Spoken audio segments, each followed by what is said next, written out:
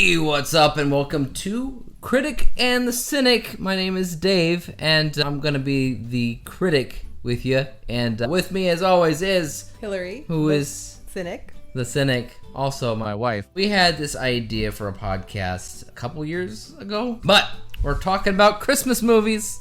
We're talking about 2024 Christmas movies that neither of us have seen, primarily on the Hallmark Channel and Netflix. And these are movies that I typically avoid, so I'm the cynic in this situation, but she's also the cynic. So we're both kind of cynics. It makes me wonder why we're watching them at all. Because it's going to be so much fun making fun of them. Okay. Well, we have a list in front of us of movies that we have to get through, and obviously Hallmark releases a ton of these. Netflix is a lot more normal. They came out with, 5-6 movies tops totally, while Hallmark, their list is like 32 movies. So what we're gonna do is we're gonna talk about several movies all at once. So each episode of the podcast, we're gonna be talking about 6 movies. And I don't even know if that's gonna be true. It's definitely gonna be true for the Hallmark movies. I don't know about how we're going to fit in the Netflix ones. Take them as they come. Yeah, okay, we'll just say this.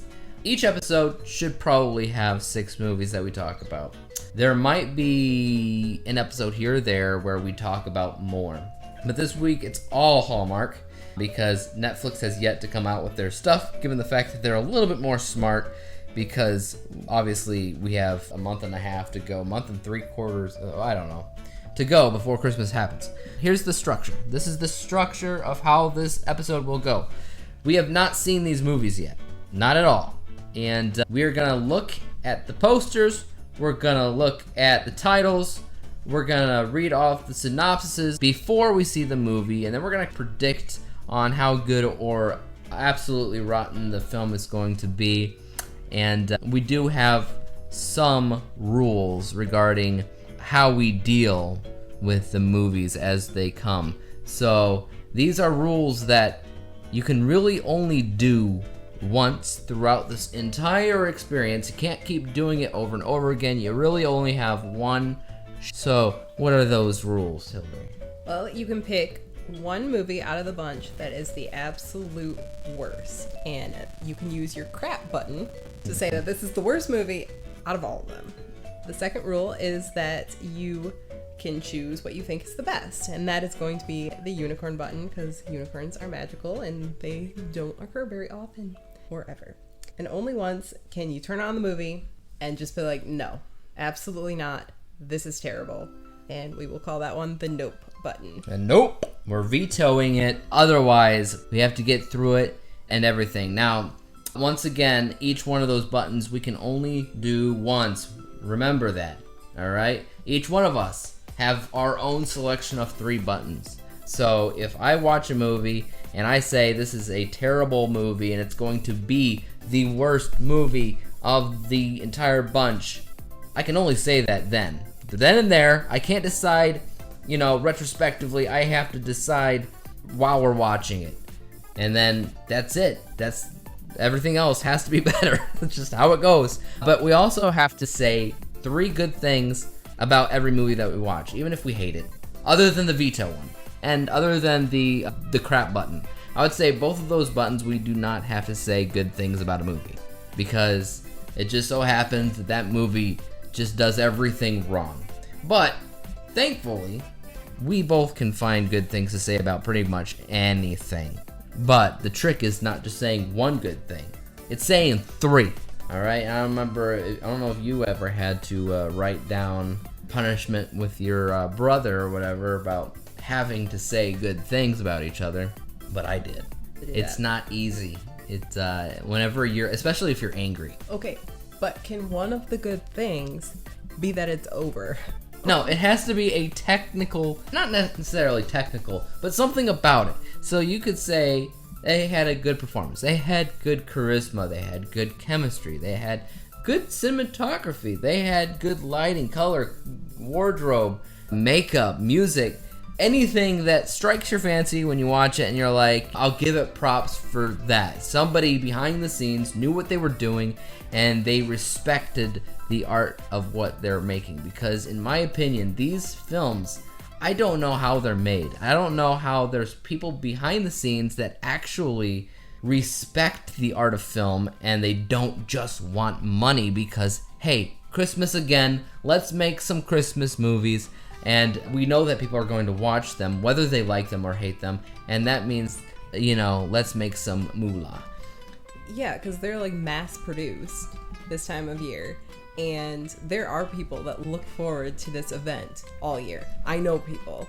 And they are just like, oh my gosh, it's Hallmark movie, the Christmas movie season. Are they people that actually are looking forward to watching them and being entertained by them in a good way, or more like a so bad that it's good? No, they like them for real. Okay. Because I'm in the ballpark more so, and my niche more so is in the ballpark of horror. So I am in that crowd, the kind of crowd that doesn't want to watch anything for the most part unless there's a taste of horror in it. I'm more well-rounded. I like pretty much everything in every category, but I do slightly lean towards the horror department because I do understand where they're coming from. So I guess if the people in horror can be like that, so can the people in Christmas? Yeah, I mean, you can look at a lot of horror movies and just say it's so bad that it's good, but I don't know. I feel like when you watch horror, more often than not, you have somebody in there that absolutely loves and respects the art of film when it comes down to horror. When you look at this, Hallmark, Christmas, it's the same thing every single year. All the posters look the same. A lot of the plots are copy-paste, and it just makes me wonder, all these people that in the credits at the end of the movie, how many of them actually care about what they're doing? Or if they're just collecting a paycheck. That's what I'm worried about. All right, so we got 6 movies in front of us. These are all movies that already aired, at least when we are recording this. This recording will probably come out even later when more movies have come out, but as it is now, these are the movies that have already come out. There's 6 of them. The first one that aired was called Twas the Date Before Christmas. Obviously, we're making fun of the Twas the Night Before Christmas, and I feel like this is a title that has been done before. It sounds familiar. So let's take a look at what this is. What we have here is we have Robert Buckley as Brian. So, little backstory on this guy here.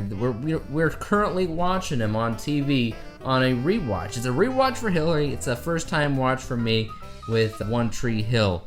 One of the later seasons is when this guy shows up. His name is Clay. His character's name is Clay. I just met him. I don't know too much about him at all. But Hilary it's your favorite character, isn't it? Definitely not. I don't know. There is just something about either the actor or the character that I just don't vibe with. I just want to punch him in the face.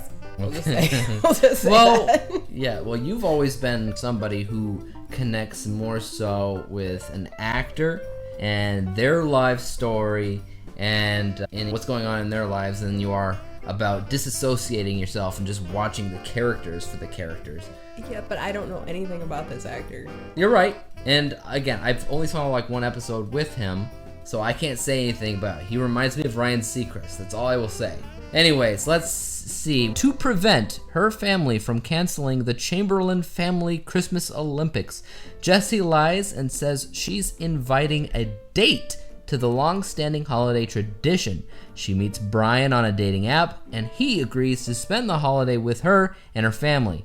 As Jessie and Brian engage in eccentric activities like the search for the Christmas tree star, gift wrapping contest, and snowball fights, they start to develop real feelings for each other. Soon, her family begins to catch on to their secret, and Brian suspects she might be hiding the real reason for her unusual Christmas date request. As the celebrations continue, Jessie must work to keep all her stories straight and save her date with Brian. So, how's that sound? Well, it sounds like a movie we've all seen before. The Wedding Date comes to mind for me, which I actually enjoyed that one. And I believe the Adam Sandler movie, Just Go With It, with Jennifer Aniston.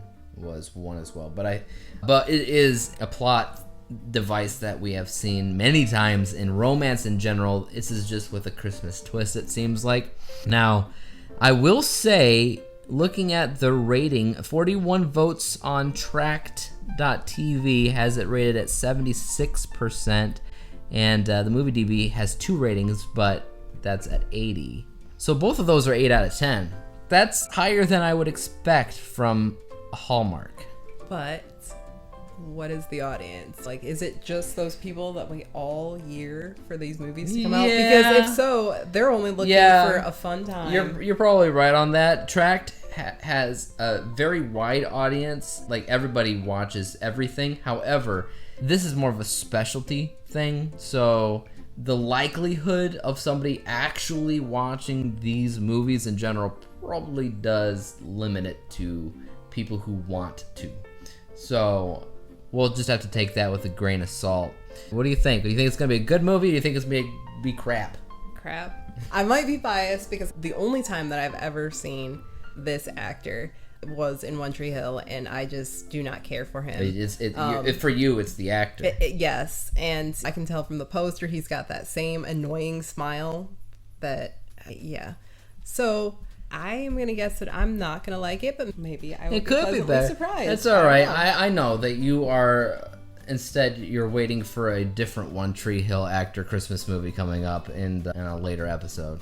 Oh, yeah. We'll talk about that at a different date. However, I will say that this plot in general, this premise, is something that I have had fun with in the past. I don't think that I've ever found it to be a very original thing, because it's not original, but I have had fun with it. So I'm hoping that it turns out that it's fun enough. I don't expect much of it. I think it's going to be pretty average. That's my takeaway from what it's going to be. So that's the first one. The second movie that's up is a film called Holiday Crashers. Holiday Crashers, which came out on October 19th, stars the likes of Lindsay Fonseca, I don't know, Daniela Monet, Chris McNally, sounds familiar, and a whole bunch of other people I've never seen before. This is definitely full of people I have no idea who they are. I will say that the poster for this one, and I know you guys can't see this, but it's a lot more fun. It's a lot more festive. The other one was festive too, but you had your main characters that were just posing like your typical romance book cover, and this one actually has like friends on some Polaroids against a tablecloth that's very Christmassy. But there is no judging a book by the cover, okay? That means nothing. Okay, so here is our premise. Our premise is best friends Tony and Bree have worked at the same card shop for more years than they should, as both struggle to find their true life's path. This holiday season, Tony and Bree decide to shake up their humdrum world by creating new identities to crash the amazing Christmas parties from the shop's confidential invitations. All harmless fun, until Tony gets mistaken for a lawyer, which isn't too far off the mark since she did finish law school, just never completed the bar exam. Tony and Bree are then whisked away to a fancy corporate Christmas retreat in the snowy Vermont mountains by handsome business mogul Justin McNally, whose crush on Tony is real, even if her legal career's not. You gotta love Christmas movies when it has a lot to do with deception and lying. And why is it always Vermont? Like, they always go there. Oh, it's so dreamy and homey and cozy. I don't know. Have you ever been to Vermont? I don't think so. I think I've been to Vermont. I think I've always driven around it. Well, needless to say, I'm actually more curious about this based off of the plot than the first one, because the first one was a tale as old as time, and this one seems a little bit... It has been done before. They're all going to be done before. I guarantee nothing that we read is going to be like, oh my gosh, this is a brilliant idea. Thank goodness Hallmark's... No. But compared to the other one, it feels a little bit more original, but they both deal with deception so that they can have a little bit of drama near the end, and then that's when they find out true love actually means. And then there you go. However, this one is rated lower. It has 51 ratings on Tracked for 71%. See, but this one, I was on board up until we got to the handsome business mogul. Well, you're gonna get that. Because then I'm just like, why is it always some like handsome rich guy that's It's going to save the girl? It is and Hallmark. Why are you complaining? That's literally what you're gonna get with Hallmark movies, whether you're talking about Christmas or you're talking about some other holiday or you're just talking about a random Hallmark movie. That is what you're gonna get. You're gonna get that weird shirtless guy on the cover movie poster. Like, yay! Though there is no shirtless guy on this poster. Okay, No, they are fully clothed. they're fully clothed. All right, thumbs up. Though, like, okay, so which ones? Okay, so Tony and Bree, they're both ladies. They said Justin's the business mogul. So there's more than one guy on the poster, though. Yeah, It's he's that's like this other one, isn't it? It's Yeah, this Vinny. Vinny character that's not mentioned in the thing at all. Well, her friend has to have a love interest as well, of course. Yeah. Okay. All right. So I'm thinking this one, it's a toss-up. I think the other one's gonna be crappy. I think this one's a toss-up. It could be crappy. It could be okay, I think. All right, we're gonna take a look at number 3 on the list. Now this one's called Scouting for Christmas. It came out on October 20th, which was the next day. I guess this is once a day. They premiere these, I think, on Friday, Saturday, and Sundays every week, starting at like mid-October. Yeah. Now, here's the thing. This one stars one of the Mowry sisters, Tamara Mowry, from Sister, one of the twins. I do not believe it has, is it Tia? Tia, yeah. Tia, she doesn't have her on the list. They don't have to do things together, but a Christmas movie with Christmas magic with like seeing double would be cool. But that's not the case here. In fact, our plot summary is really short. It says, real love is the most prime real estate is the tagline. And then it says, busy realtor and single mom Angela meets bakery owner William after her daughter tries to set them up by having him cater her scout troops holiday event. Now this seems incredibly generic. Yes, but at least it's flip-flopped. She's more of the businesswoman. Well, I guess they're both. I think it comes down to this daughter situation. She's got a daughter in the Girl Scouts. Girl Scouts gotta have Girl Scout cookies, right? I don't think they go to local bakeries for those. Never know. So I'm thinking this is a very grounded one. When I look at Christmas movies, sometimes I look for Christmas magic, right? And what I deem to be a real Christmas movie, which I guess is an arguable thing because people always like to fight about Die Hard. For me, it's not about the setting of Christmas, it's about the feeling of Christmas. This is actually one of the reasons why I wanted to watch the Danny DeVito movie. He has a Christmas movie that I don't think is on our list at all. But I wanted to watch it because it takes place in August. He's giving a kid who's, I don't know, who's sick or dying or something, allowing them to have a Christmas in August. So that's proving the point that you can have an August Christmas movie and have it feel like Christmas. But then you can have a movie that's set during Christmas and not feel like Christmas at all. So, in my opinion, if a movie doesn't have that Christmas magic, the Christmas spirit, it's not much of a Christmas movie. I don't know about this. This looks like a setting of Christmas. I'm not getting anything out of this. I think out of those 3, this is going to be the worst. But who knows? Maybe it's going to be the best. Next up, we have Operation Nutcracker. Terrible title. Terrible title. One of the worst posters that I've seen this entire time. This says it was released July 1st, 2024? I don't know. Now, it could have been released to the Hallmark Channel just in October. Like, that might have come out to maybe a theater that immediately regretted showing it. Well, yeah. But this is it looks like a Canadian studio. Okay, so maybe it was released in Canada. Canadian Christmas? I don't know. We got, I don't know how to say that word, Christopher Russell and Mia Swaminathan. Wow. This is by far the smallest cast list. There's only 3 Yeah, people. there's 3 people on this cast list, unless it's just not showing you anybody. And again, it's a short summary. And this one says, when an antique nutcracker set to be auctioned at the Warby family Christmas charity goes missing, a demanding event planner and the heir to the Warby dynasty try to track it down. You like Nutcracker stories? No. Either do I. I remember watching that Nutcracker, like they tried to make a trilogy of like fantasy movies called The Nutcracker and the Five Realms or something like that, and it was just messy. But that was like Hollywood, like blockbuster-esque. Like they had the great budget and everything. I just never cared about Nutcracker stories. See, my mom collects Nutcrackers. I'm fine with using Nutcrackers to crack nuts, even though they're not really made for that. No, they're decorative. You'll break them. But like I'm still fine with doing it because it's like, why not? Decorative, but if you can find a cheap one, it doesn't really matter if it's decorative or not. This one sounds boring. Yes, and looks like they had a bad marketing team. And like the backdrop picture is literally just the man, the woman in a large nutcracker staring at the camera in front of a white background. It's just boring. It's bland. It's blah. I get like heist vibes from like what we're seeing here, which is a little bit concerning.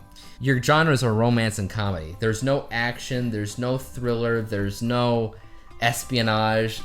I'm gonna say that there's going to be. Maybe it's not listed, but that is a prediction. The best thing about any kind of Nutcracker movie is the music, usually.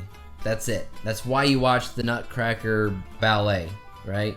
Yeah, that's the best part of any Nutcracker story. Actually trying to fit a narrative in there is just going to be bland. I am not looking forward to this one whatsoever. Getting my hand on my veto. No, it's too early. It's too early to veto anything. Yeah, because there's some doozies coming up. Oh, yeah. But you can also argue that they saved the best for last, so the beginning is going to be your doozies. Maybe. Okay, but the best for the people, like the actual audience, can be the worst for us because we're not really the target audience. That's true. Okay, on to the fifth movie we're taking a look at here. This one's called the Christmas Charade. And we got a couple of people like dancing the tango or something on the poster. Yes, and he is a familiar face. What is he? What's his name? I think his name is Corey. Yep. Corey Sevier. Not super well known. I don't recognize him. He looks familiar. He was in a martial arts TV show that I loved back in the day. Okay. And then ever since then, he's been like Lifetime movies, Hallmark movies, like nothing exciting. So somewhere along the lines, he dropped off the known list, and he's been struggling to get back up. Well, I would say he was never on the known list. Like, it was a not popular show that got canceled really early, probably on the WB or CW's. Like, I don't even know what channel it was on. Right. And then the girl in the movie is Rachel Scarston. I don't recognize her. But yeah, so the poster is these two like dancing some kind of tango situation, staring at the audience as usual. It's one of the better posters in my opinion. It doesn't look very Christmassy. Well, you got a Christmas tree. You do have a Christmas tree. And she's wearing red. They're always wearing red. That's a stretch, I know, but they tried. This is one of the higher rated ones. Best of Tracks is 72%. TMDB actually rated it like 90, but that's again just the two people. The same two people. This aired on October 26th. We got a tagline of "Twas the heist before Christmas." Okay, there's your heist movie, and once again using that play on words. That's what the movie should be called. "Twas the heist before Christmas." Why call it the Christmas Charade? Because they already have "Twas the date before Christmas." You got "Twas the date" have both. and "Twas the heist." They had to pick. That's stupid. Okay, so here's the plot summaries. We got a cautious librarian raised by home security experts finds herself in a real-life adventure when a blind date mix-up leads her into an undercover FBI operation. Forced to pose as the girlfriend of Special Agent Josh, such a weird special agent name, she helps him track down an art thief targeting the St. Nicholas Ruby at a Christmas Eve charity ball. Okay. There's so many details in that. All right. Like, why do we care how she was raised? And yeah, like, why did we care about she was raised by security experts? Because she knows she can help him. I guess. She can help him behind the scenes on the computer and stuff like that.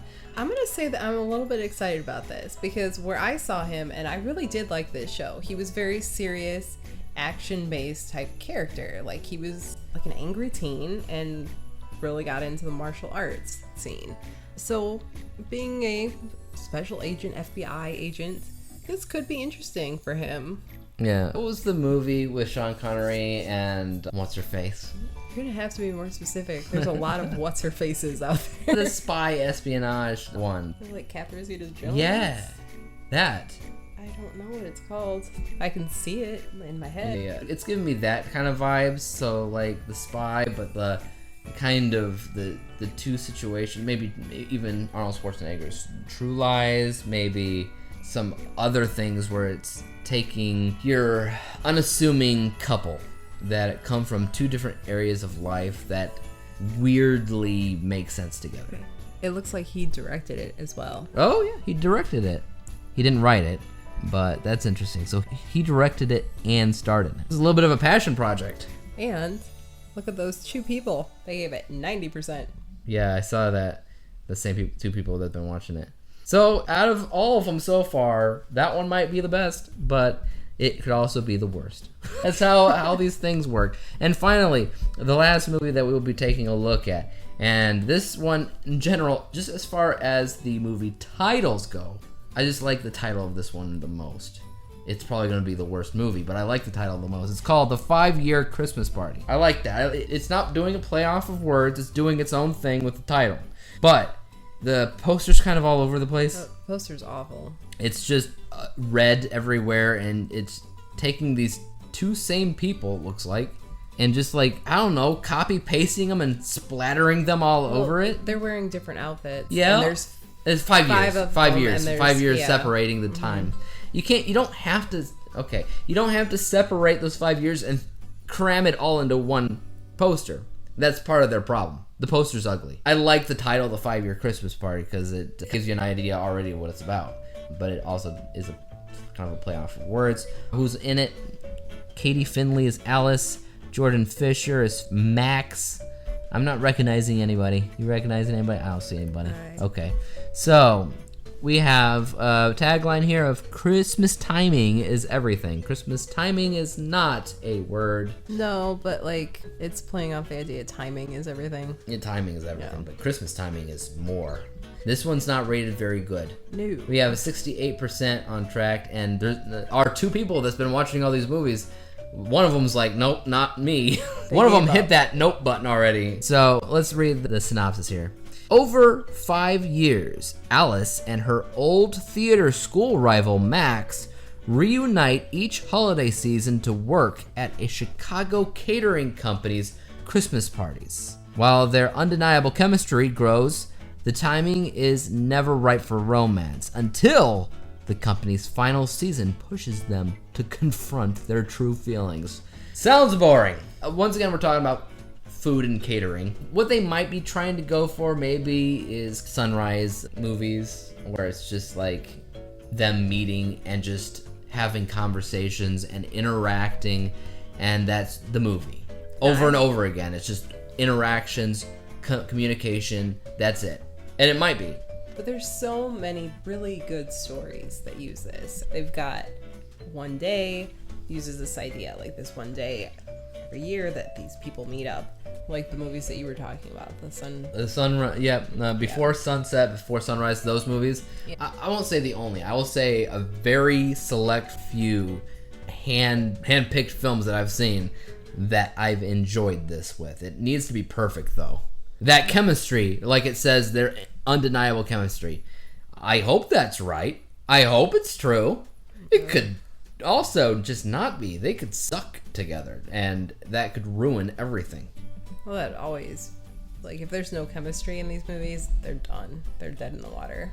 See, when I watch Christmas movies, even corny Christmas movies, I guess I've been watching them on different things because they're not usually always about romance, in my opinion. The ones that I've seen more often than not have utilized science fiction, like the time loop scenario, reliving the same Christmas over and over again until they get it right. They use that trope in so many movies, it's ridiculous. Like, I started sorting through a list, and I created a list for people to also share and have ideas and put things in for just movies in general that contain the time loop plot point.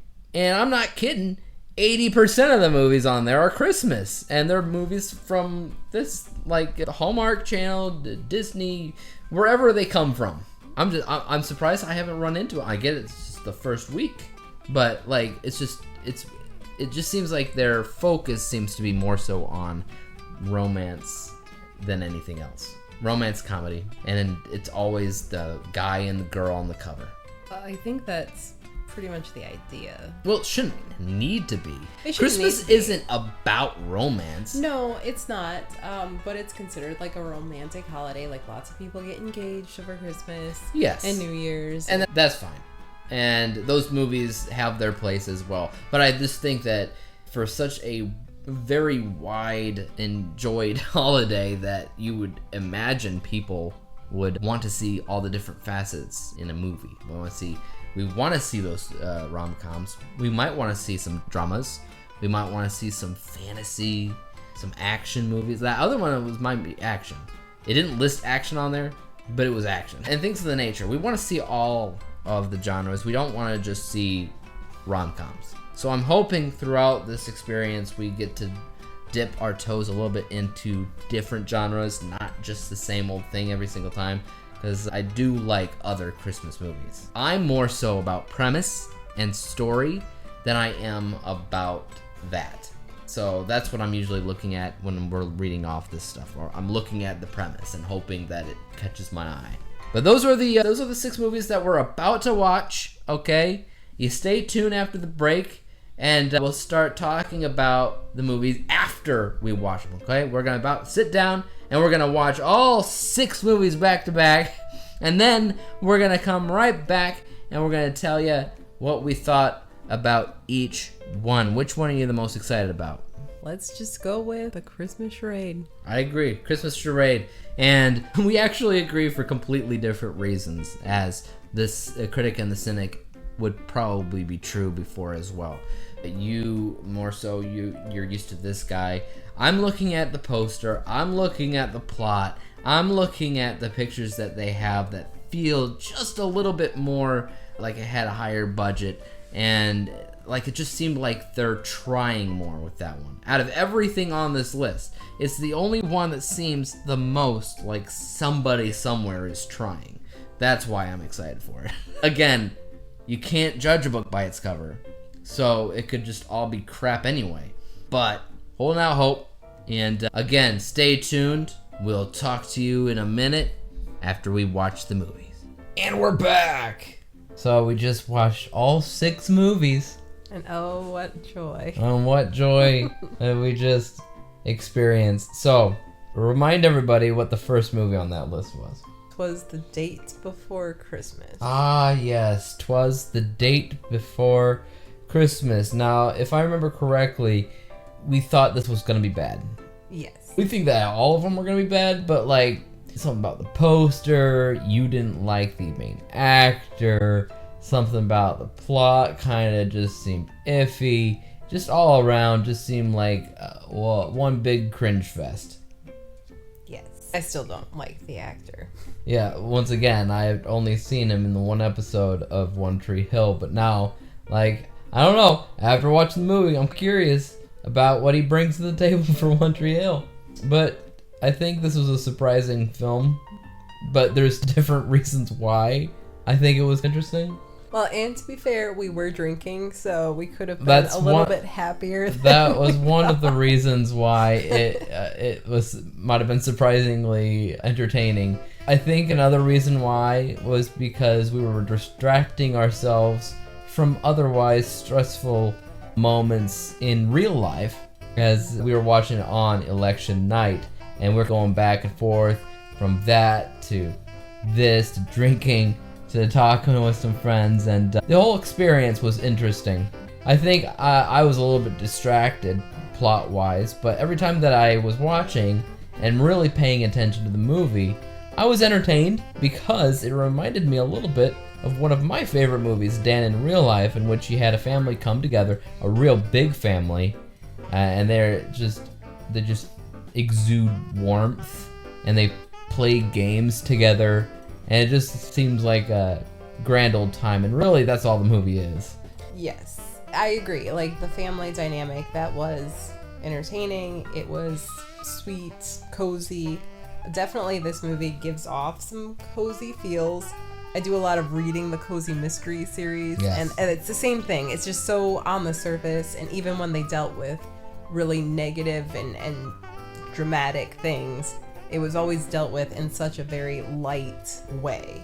So there wasn't a lot of emotion in this movie other than the fun, upbeat coziness. And I would agree with that. Then again, I would say that's probably Hallmark. Isn't that their whole deal? Most likely. Yeah, I think Hallmark wants to feel good in general and warm and cozy. And I think a lot of these movies is going to have that feeling. But I think the main thing that connected with me was the connections that I felt while watching Dan in Real Life with this. And that's the big family, that's the togetherness, just the fun adventures of playing all these random holiday-themed games together. I thought that was interesting. Because Dan in Real Life, in a way, is, I think, themed around Thanksgiving. I think that there's a holiday in Dan in Real Life. I think that's one. I could be wrong, because I know that we were just talking about the people who made Dan in Real Life also made Pieces of April, which is a Thanksgiving movie. I might be mix and matching the two, but it's easy to get confused watching Dan in Real Life and think that it's a Thanksgiving movie because it's a family getting together and just hanging out, you know, getting their faces at screens and just enjoying each other's company. Yeah, I would say that even when it gets deep, like you said, you don't feel the emotion as much as you would with other films. I think that's probably going to be true, again, for everything Hallmark does. And I think that's the point. It doesn't want to get you down at all. It wants to approach important topics, but it doesn't want to do it in a way that gets you depressed while watching a holiday film. See, I don't know. I disagree that would make you depressed, because I think sometimes being really emotional and crying can be cathartic, especially if it's a pivotal moment in a movie and you have some tears and then you come back from it. I think that's usually more powerful and more impactful to people. Yes, some tears and some beers. Yeah. So, I guess we have to say 3 things that are good about it. I think we covered a lot of it. I think one of the main good things here is that it's feel good in nature. It's more surprisingly good than we thought it would be, even though we might have been a little bit too distracted to really make that call. And what else? I would say that obviously it was a love story. All of these, I'm sure, are. And that the 2 leads, though the acting wasn't always perfect, you could believe that they had a mutual attraction and that they had chemistry. Yeah. So, if you had to rate it, what would you rate it? Like a percentage? Percentage, or out of 10 or out of 5, however you would rate something. Well, I'd say like 60%. Yeah, I would say if it was out of a 10, a 6 would be pretty on the nose. So, pretty average, a little bit higher. Basically, it did its job. It did its job. And yeah, so let's talk about the next movie, Holiday Crashers. Not to be confused with Christmas Crashers, which is what I want to call it. You want to call it Christmas Crashers because of alliteration purposes. All right, so general thoughts about this one. Well, I thought it was a lot. There were a lot of different storylines, and probably way too many different storylines. It was convoluted. It felt like it was written and directed by 17 different people, and then they had to go through reshoots because it's like, I'm not happy with this. I'm going to do it a different way. It's all over the place. I did like the fact that we had 2 female characters and they had a strong friendship, and it wasn't about them fighting or anything at any point. They just were good friends and they continued on that path throughout. Though when the movie first began, you basically paused it right off the get-go and you're like, well, I don't like these 2 women. Yeah, they took a second to get used to their characters, their general style, flair, personalities. It did take a second to warm up to that. I agree, but for the most part, I always liked one of the girls and the other one annoyed the crap out of me. So that was what was going on with me. I would say a majority of the world, not the world, those that actually watched the movie, there seems to be a common agreement going that I also agree with. and that is it had a strong foundation, and it was going good at a certain point when it was actually going with the gimmick of the title, and that is the Crashers part of the story. But then it abandons this concept in order to focus a lot more on like a very business side of things, and it's just boring. It's just, I don't care about anything that's going on. And so, to be fair, I lost track and was not paying attention for a majority of the movie because I was just like, I don't care. It's not that it was bad per se, like with bad performances other than what you expect to find out of Hallmark, but it was just bad in the sense of I'm bored. And yeah, that is true. You looked over at me, you're like, you're not going to put the crap button on this one, are you? I'm like, first of all, it's too early to say, but second of all, no, like I said, it's not crap. It's not a crap movie. They're not making crappy decisions. It's just boring. And I don't consider boring to be crap. I think they actually have to go out of their way to either offend you or to actually do things really badly. And I just don't think that's the case here. This is just a plain and simple, boring movie. I think that we're going to end up with a lot of these as we go on. But to go back towards the positive, another theme was finding your path in life, because these two main characters were stagnant. They were just trying to figure out what they wanted to do with their life and, you know, how they were going to get to their ultimate goals and path. And I did like the idea of this finding what your path is in like an unorthodox fashion. Yeah. And my main positive is the poster looks better than the first one that we watched. That is a positive about the movie. It's a technical thing. It's talking about marketing, okay? As far as marketing's considered, not bad, right? Thumbs up. Overall, it's definitely worse than the first one. It's yet to see which one is the worst of the week, I should say, or best of the week even. But this one, if you had to rate it out of whatever you rated it last time, I did %. Yeah. So probably 50. It wasn't bad. It right wasn't down the good. middle. It was just. I would say 50 is a really good. That's probably what I would put it in the ballpark as well. Just a nice 50, like a C- type of. It's just average. It's just. I'll forget about it. Even if I was paying closer attention than I was, I guarantee I'd still be forgetting what it was because there's just nothing about it. However, the next one that we are watching is Scouting for Christmas. All right. Yeah, this is the one with one of the sister twins, Tamara Mowry. And arguably this was the best acted of the three, except for the leading man, in my opinion. That may be true. However, I think it's comparable to the first movie. I think that the first movie was well done overall, but like, I don't know. It makes a difference because the leading man in this really did suck. In my opinion, he was the worst part of the film. And that causes a really big problem when believing a movie, especially when it has to do with romance. Because you want chemistry and charisma, and you want to feel the electricity between the two leads that are supposedly falling in love. You got nothing? You got nothing. No agreements or disagreements, just whatever you say. Well, I mean, I did feel the chemistry from her. Like, I believed that she was attracted and falling for him. I just didn't believe it the other way around. That makes no sense because it's acting. It's not chemistry, that's acting. So you believed Tamara because she's a good actress. And everybody in the movie was better than him. This is true. Because they had no chemistry. And he just looked like he was collecting a paycheck while everybody else was like, hey, let's actually try to do something special here. I think that in terms of plot and importance, I think this is one of the more important ones probably just because of the kid. Well, and it resonates more with me because I am a mom. And so, like, watching a story where we're not dealing with two younger characters trying to figure out their life, you're already dealing with a parent and trying to do the best by her child. That I understand.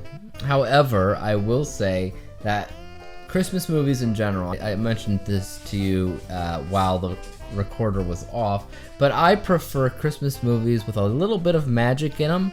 But even if there's not any magic in a movie like this, one thing that you can always look forward to is sometimes kids can make a movie feel that much more magical, Christmas or not, and you don't need Santa Claus or anything, but when you're younger, Christmas is like a completely different thing to you than when you're older. So I think that's part of the youth in us that speak to us. That's why kids are important in Christmas movies, in my opinion. So it's nice to have the kid there. I think that helped it make it feel a little bit more like Christmas, even though it was, I don't know, like the plot wise, you had a lot of real estate from her side and a lot of baking stuff on his side, and of course the daughter was Girl Scouts. So, but even with that, this was, I think, the least convoluted of the three.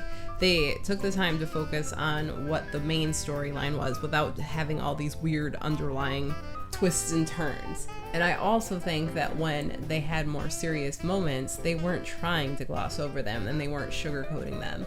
And again, I had tears a couple times. And that's, I'd also argue that once again, this is acting. This is Tamara, however you say her name.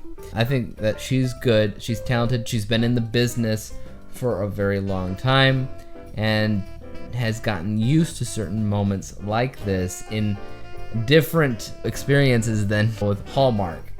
With Hallmark, I don't know if they have people on set that are like, okay, dramatic scene, this is how you play it, this is how you feel during it, this is what you're trying to convey. Hallmark is just like, ooh, it's just a sad moment because we're Hallmark.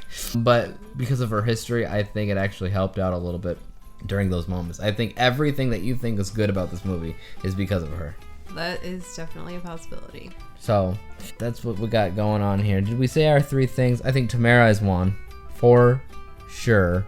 I said the kid. I think the inclusion of the kid helped it feel a little bit more homey, a little bit more Christmassy, and everything. You have another one? Yeah, I think the fact that it brought a little bit more drama and had a little bit more grounding in reality. It was just, it wasn't so superficial. Yeah. So, 1 in 10 or your percentages, what would you rate it? I think I would go like 70, 75.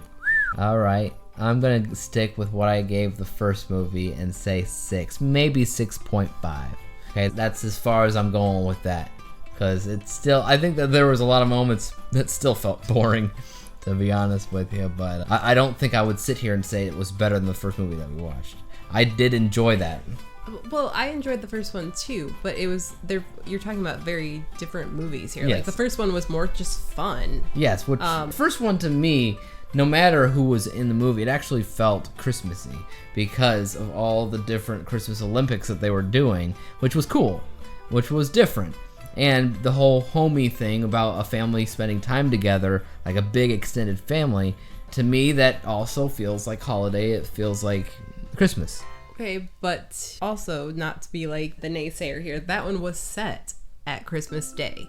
These other two were like leading up to Christmas. We're talking about Christmas parties that happened before Christmas. This one, again, it was getting prepared for this ball that was happening before Christmas. Right. I can see that. I'm just saying that's the same argument that I have against Die Hard being a Christmas movie. It takes place around the same time as Christmas. It's taken place during a Christmas party, but it's not about Christmas. That's why I've always said Die Hard, not Christmas movie. It's not about it. It's about something else. Same thing here, but the nice thing about Hallmark is everything's fluffy. Everything has that Christmas music, so you're always going to be like, oh, well, it is a Christmas movie. I'm not going to say it's not, but the other ones can feel a little bit more like it. But yeah, so far so good. What are we? We're halfway through. So let's talk about the next movie, which is called Operation Nutcracker. Terrible name. Well, it's not the greatest name. It's not the greatest poster. We already talked about that. It's like literally as plain can be, where it's just promo pictures of our leads, as well as a gigantic nutcracker in the background, which is not the Nutcracker in question. It's just a Nutcracker in the promotional materials. The real Nutcracker is like this yellowish, supposed to be golden-ish, shiny Nutcracker that is some kind of antique that's worth millions or something. It's supposed to, but as everybody in comments online have stated, the one thing that's stand out about the film is this entire film hinges on this supposed Nutcracker that is it's just worth so much, and it's an antique. You can't touch it too delicately or whatever. However, you just look at the thing and it looks like you could walk into any drugstore at around Christmas time and just pick it off the shelf. There's nothing special about it. There's nothing special about it. Yeah, that's what's actually funny about the movie, because they're like, it's almost like they're worshiping this thing like it's an idol, but in all actuality, it's a normal thing. When it comes down to the plot of the film itself, I was instantly reminded of another Christmas movie that's a lot more beloved in general, which would be Jingle All the Way with Arnold Schwarzenegger and Sinbad and a lot of comedians that I really love that movie, in which you're talking about a bunch of adults that are hunting down a toy that everybody wants, right? Everybody wants, and so they are having the most difficult time doing it, and hijinks ensue. So the first thing that I'm thinking of is that, which on its own is totally fine, but I will agree with you in saying that over time, it just got to be boring. Yeah, I found this one to be really boring and really predictable, actually. They're all mostly predictable, Yeah. but I don't know. It's like you didn't even need to watch it. You're like, I know exactly what's going to happen. Predictability wise, that's ultimately what you're going to get with Hallmark. I think almost all of them were pretty predictable at the end of the day. Though what you can say, I think, for this one specifically, is that it was not convoluted. No, it had a singular focus. I would say that the acting also was fine. It was nothing spectacular, but it wasn't really demanding on the actors either. Right. Now, I will say, at the very beginning of the movie, and we both agreed, I looked at you as this guy, which was the first time that I really actually liked one of the male characters in one of these movies. This was short-lived, though. Yeah, when he first showed up, he definitely had like this natural ease about him, and that was refreshing because everybody else seemed a little bit stiff and boring. Fake. Yeah, fake. A lot of them felt fake.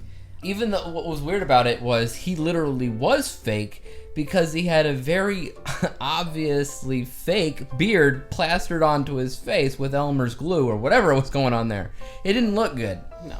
But as weird as it sounds, I feel like part of the natural part about him, and the thing that kind of stuck out compared to everybody else in the film, was the beard, because that's the one thing. He would be scraggly while everybody else is weirdly fake perfect. Yeah. He didn't really care so much, and he was charming that way, and it was cool. But we all knew he was going to shave because the beard looked horrendous, and as soon as he did, it was night and day. Yeah, he was very Jake after that. Yeah, he turned into Ken. And then the female character in the film was basically Barbie. Everybody looked fake, and they acted fake. When I tried to look past their visual appearances, I still think he had natural charisma about him, but he just, appearance-wise, he just looked way too pristine. But then again, these were very wealthy people, very successful, wealthy people, and like that type, they tend to look fake in general because they've got the money to make them look that way. But the way that they introduced his character was that it was just more natural, because it's like, oh, whatever. Yeah. And then his sister was like, you're gonna shave that before the auction, right? Or whatever. And then the mom came by and she said the same thing, and he's sitting there like, I wasn't planning on it, because as a character, he didn't seem like the others. He seemed more genuine. Well, yeah, and he was supposed to be more of like the free spirit kind of, I don't care about the family riches, I'm gonna go travel the world. I'm gonna do what I'm gonna do, Yeah. and whatever. If you don't like it, you don't like it. But again, once he shaved, it was like, you could have fooled me. Now you just fit in with everybody else, and I don't care so much about your character. So, had they kept his bearded look, or really, if they cast him saying we need somebody who is bearded, it wouldn't look so fake, because it would just be actually real, and then his character could stand out a little bit more. But as it is, the characters are probably the worst part of the movie at the end of the day because you didn't care. Though I do the characters that ended up with the lost Nutcracker. That family, just your average family, I cared about them. But they were not the main characters. No. So, at the end of the day, yeah. I don't know. It was average. It was average. You start off the movie, you're like, I don't know, I'm gonna click the crap button. Well, yeah, and I did debate clicking the veto button. Or veto button, right. It's like, the oh, veto. this is just so boring. But, like I said, for the most part, boring is as boring does. It doesn't mean a movie's actually crap. And that's what I'm holding off for. I'm holding off for a movie that's actually crap and not just boring. Because I expect bad from Hallmark, not just boring. And I haven't really seen anything bad. Just a lot of boring stuff.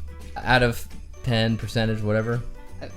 45 to 50. It was just there. It was on the boring side, but it wasn't terrible. It wasn't good. It was just there.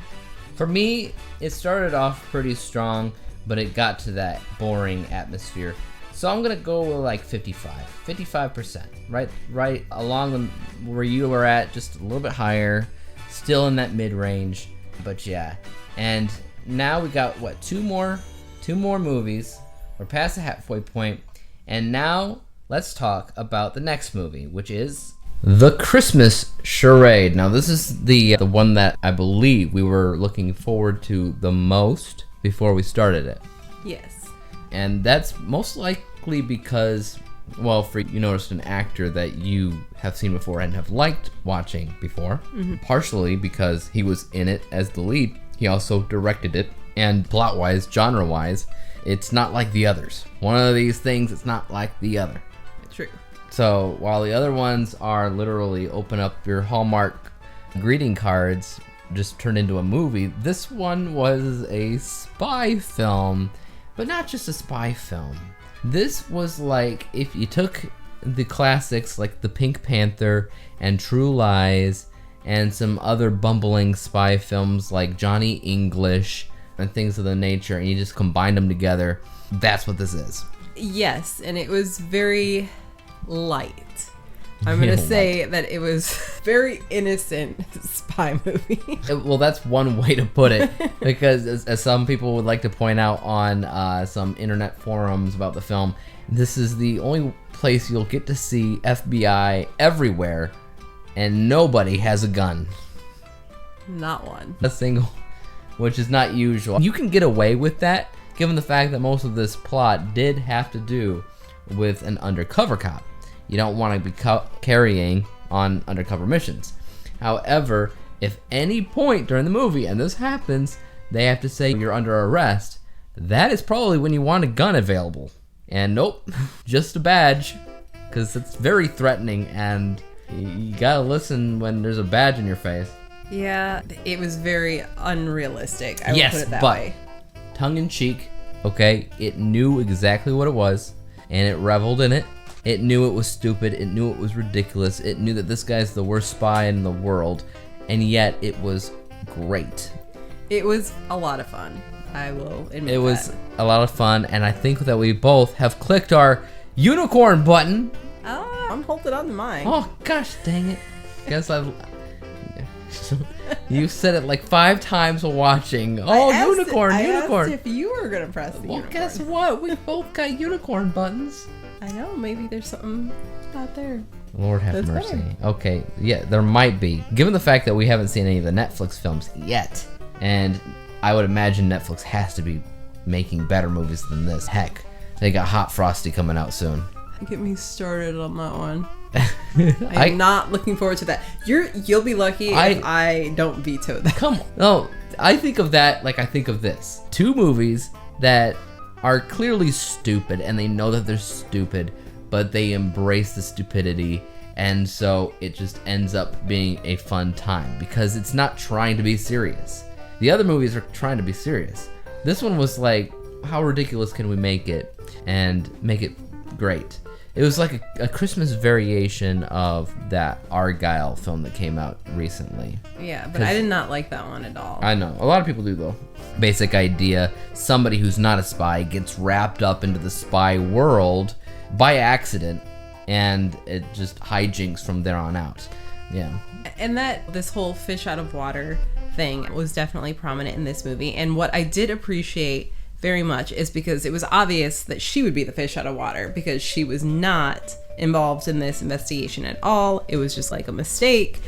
But they also had moments where he was the fish out of water, specifically when they brought in holiday celebrations and family. Yeah, because that's outside of his world of just FBI spy stuff, blah, blah, blah, blah. Exactly. So they both got to experience that, like, oh my gosh, what is this? And I'm really uncomfortable because I don't know what to do. So there's a balance. Yes. There's a balance, yeah. So I definitely enjoyed this film. I laughed quite a bit here and there, because I do like a good fish out of water comedy, which is exactly what this is. Though, I don't know, like, if it's not your unicorn, you can only get one chance, and then it's gone. And you realize that we're going to get to the end of all of these movies, and I'm not going to use the button, because I'm always going to be, like, waiting for something that's worse or something that's better, right. or, yeah. It's a challenge. It is, because, I mean, you use it, and we're only on movie 4, and we have 38. So, like, you have no idea what's coming. There could be, like, a masterpiece in here. I doubt it. Well, I doubt it too, but it could. I could be Hot Frosty.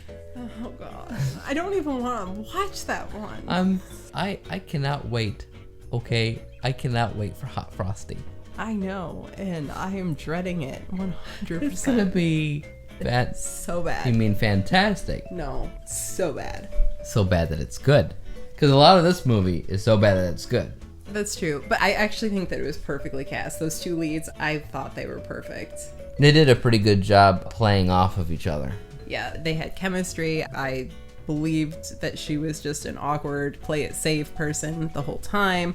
Like, she was giving me a lot of Uma Thurman vibes. I know you... Well, not so much Uma Thurman, but she did remind me of, like, a collection of different actresses. There was something about the eyes and, like, the smile in the mouth. Like, it definitely... I even say the same with him, given the fact that I don't have that much of an experience with him as an actor. So, in my experience, he felt like a range of other actors as well. I'm guessing that's the point, because a lot of people, when they comment on this film, they're like, Hallmark really did it. They tried to make a Mission Impossible film. I don't sense Mission Impossible in this, but I could see him as the Hallmark penny saver version of Tom Cruise. I could see that. Yeah. I guess I'm just gonna put my unicorn button in there right now. This is gonna be the best of the best. Nothing will beat it. I'm gonna save mine. Some can get close. That's totally fair. Some can get close, but even in the very beginning, the beginning scene, which was a fake out, in which there was a spy sequence happening in front of our eyes. It was really just a movie that was playing that somebody was watching. But you didn't know that at first, and it was Christmas themed, and it was probably the most Christmas themed thing I would imagine out of the entire movie, in my opinion. Was a spy movie playing, and they took out a microchip out of something, and they're like, you got it, yes. And he's like, the naughty list. And I just burst out laughing. I was like, oh yeah, that's what this movie's gonna be. Okay. And you actually were like, unicorn at that point. 2 seconds in, and you were like, yes. And you were like, veto. If you can't look at these movies and be like, oh, this is so bad that it's good, then you are watching for the wrong reasons, because you are not going to find a masterpiece. It is not going to happen. But if you can enjoy a movie for being bad, then, and especially because it embraces it knows what it is. It's not just so bad that it's bad. It's not trying to be good and it's bad so it's funny. It is so bad that it's good because it knew what it was, and it's just all around a good time. So percentage wise, let's give it a rating. I'm gonna go with 80. 80? Yeah. It's the best one so far. It's the best one so far. It doesn't mean that it deserves 80. Well, I mean, I guess I'm not as calculated in your ratings that you like to throw out there. I guess it completely depends on your scale. It depends on what you're rating it against. I have troubles rating it against anything but the rest of the world of film. Well, I'm really looking at this as like an isolated situation. Like, which one of these movies would I revisit? I might watch this one again. But no, if you're putting it up against like the best movies of all time, of course not. Because if you're gonna sit there in the realm of this little because if you're gonna sit there and you're say, oh, Inception's a 10 out of 10, 100%, and then this is 80. No, the scale would definitely change if we were looking at those. My favorite movie, for example, is Eternal Sunshine of the Spotless Mind. Like, that is a 10 out of 10 for me. That is 100%, like, that is a perfect film. Flawless. And if we're comparing this to that, I'm going to say, like, 10%. It's not that bad, God. No, that's what the other ones were. I'm just saying, like, in comparison. But in this little isolated bubble of these Hallmark Christmas movies, Netflix Christmas movies that we fully expect are going to be not great, then I'm using a different scale here. Yeah, I see what you're saying. For me, I probably would, if we are making an isolated incident, I would probably agree with you and say it's 80. If I wasn't, I would probably put it at about 70.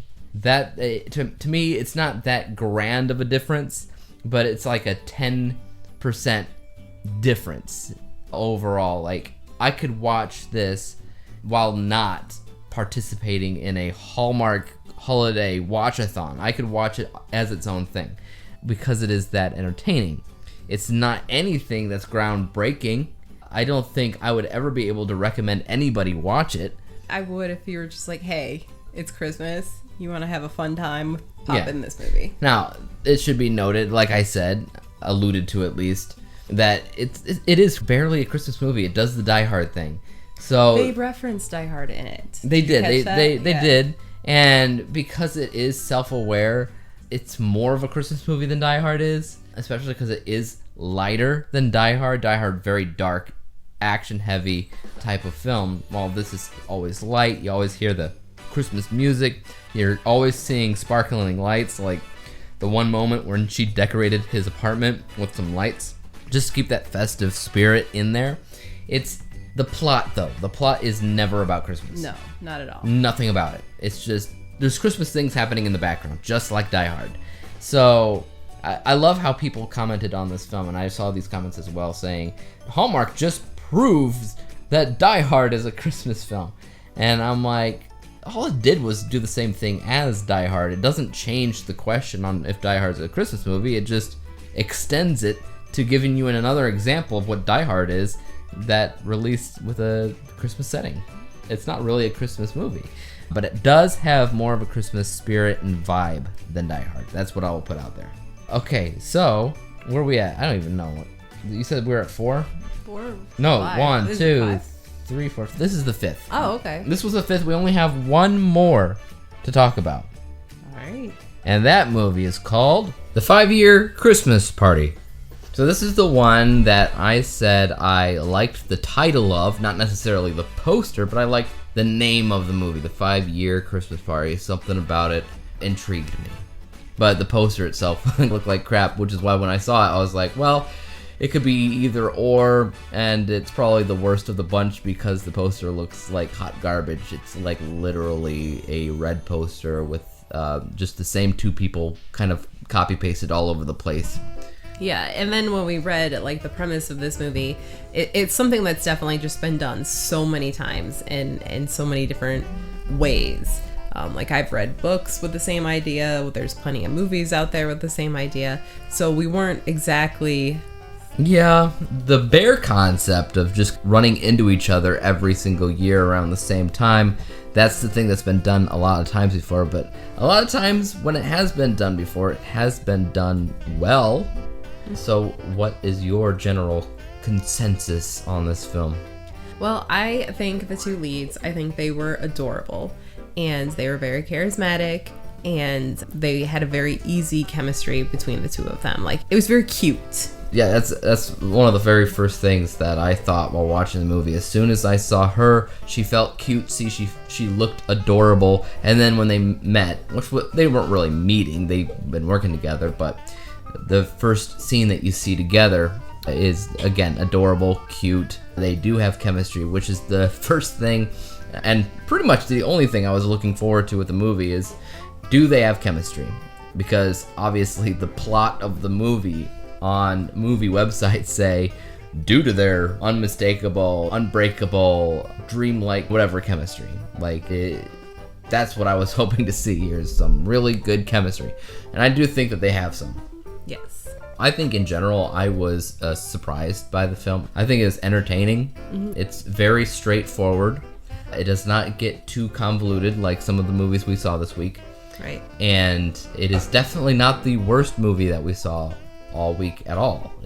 I think it's one of the better ones. Mm-hmm. Yeah, I would agree with that. And so I think in general, I don't know. What are the three things that we could say is good about it? We got the chemistry. Yep. We have, just in general, the premise is pretty good. Meeting by chance every single year around the same time. So fate.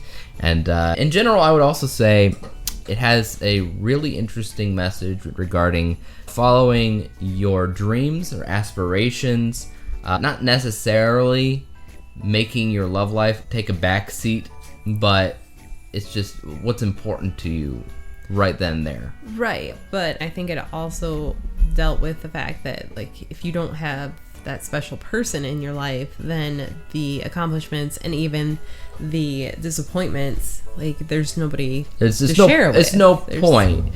Having aspirations and having dreams it's good. You want that, but is it really worth it if at the end of the day you have nobody to talk about it or share those experiences with? Because it's just statistic, at the end of the day, unless you have somebody there who you're sharing these experiences with, and you're sharing their experiences as well, because both characters here, they both have dreams, they both have aspirations, they both have things going on in their lives that they're rooting for each other.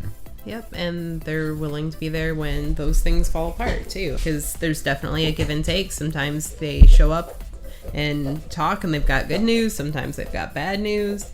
It goes back and forth with who's reaching out to who's putting themselves out there. There's a lot of really good give and take. And in that case, it's very relatable. Yes. I can't say personally that I've ever met somebody that I've just randomly ran into the same time every year. That's definitely a movie premise. I've never actually seen that happen with people. Right. But that's part of the Christmas magic. And is this one of those movies where it's just again, there's not much Christmas in it? No. Again, it's a setting. Yeah. They meet each other every year during Christmas parties, hence the 5-year Christmas party. But again, it's not really a plot. It's a setting. It's a time. It's a whatever.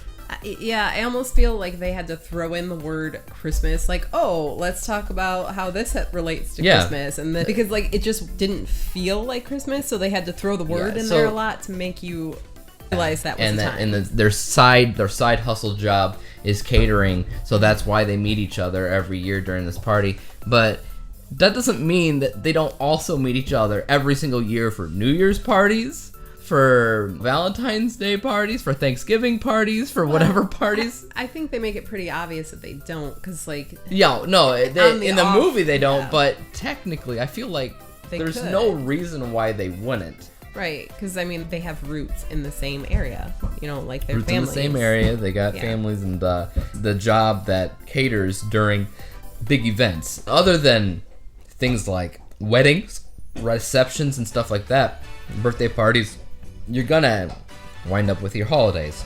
And obviously Christmas is a big one, but so are New Year's, and so are Thanksgivings, and Easter. I don't know about Easter.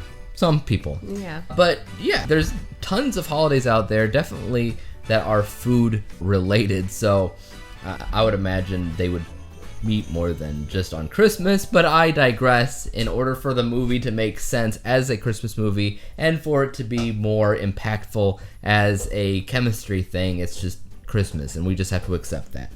Yep. So what would you rate it? I would say this is pretty safe to put in that 70%. Yeah, okay. The last one with the spy, you gave 80. I gave 80 as well.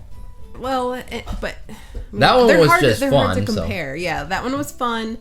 It was in the making fun of itself. Yeah, which is not for everybody. Tongue-in-cheek movies like that, it's a tight niche sometimes. This is, I think, more widely acceptable by most people who are watching Hallmark and expecting one thing over the other. I'm gonna give it 75.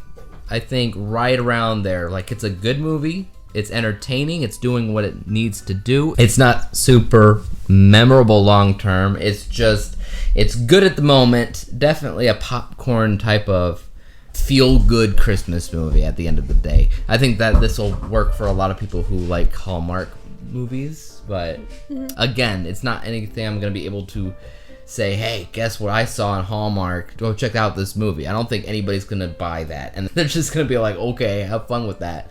But I think I had a good time with it. If it was anybody else in the leads, I don't think the movie would work as well whatsoever.